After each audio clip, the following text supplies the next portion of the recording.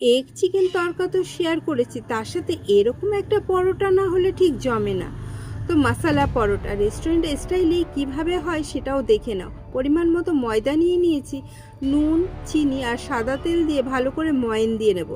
ময়ানটা ঠিক এরকম হতে হবে, মুঠো করে ধরলে মুঠো হয়ে যাবে আর ছেড়ে দিলে ঝুরঝুরে। অল্প অল্প জল দিয়ে একটা সফট ডো বানিয়ে নিয়েছি, হয়ে গেছে। এবার উপর দিয়ে সাদা তেল মাখিয়ে ঢাকা দিয়ে রেখে দেবো 15 থেকে 20 মিনিট। 15 থেকে 20 মিনিট পরে আবার এই ডোটাকে ভালো করে ঠেসে নেব বা মথে নেব। তারপর লেচি করে এবার বেলে নেব পরোটার মতো করে। এর উপর দিয়ে দেবো বাটারটা সারা গায়ে লাগিয়ে নিয়ে দিয়ে দেবো লঙ্কার গুঁড়ো, ধনের গুঁড়ো, জিরের গুঁড়ো, নুন দেবো জোয়ান আর দেবো ধনে পাতা। এবার দেখো একটা দিক কাটবো, মানে এই পরোটার 4 ভাগের 1 ভাগের দিক কেটে ঠিক এইভাবে মুড়িয়ে পরোটাটা রেডি করব। এবার পরোটার উপরে ময়দা দিয়ে ভালো করে তিকোণ যে পরোটাগুলো বেলে সেরকম বেলে নেব। তার উপরে ধনেপাতা আর কালো জিরে দিয়ে আবার বেলে নিয়ে গরম তাওয়ার উপরে দিয়ে এবার লাল লাল করে ভেজে নিলেই পরোটা আমাদের রেডি।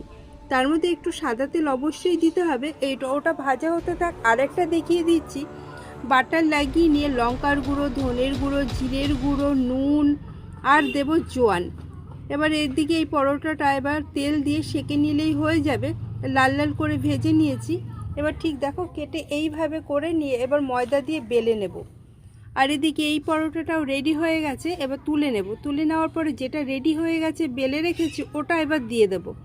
এটাকেও সেমভাবে লাল লাল করে ভেজে নেব আর ওদিকে আরও একটা রেডি করতে থাকবো, যাতে একটা তুলে আর একটা দেওয়া যায়। পরপর সবগুলো ভাজা হয়ে গেলে পরে এবার সেই এগ চিকেন তড়কা দিয়ে পরিবেশন করলাম। আজকের ডিনারটা তো আমাদের জমে যাবে, দুর্দান্ত হয়েছিল, টেস্টি হয়েছিল। তোমরাও বানিয়ে দেখো।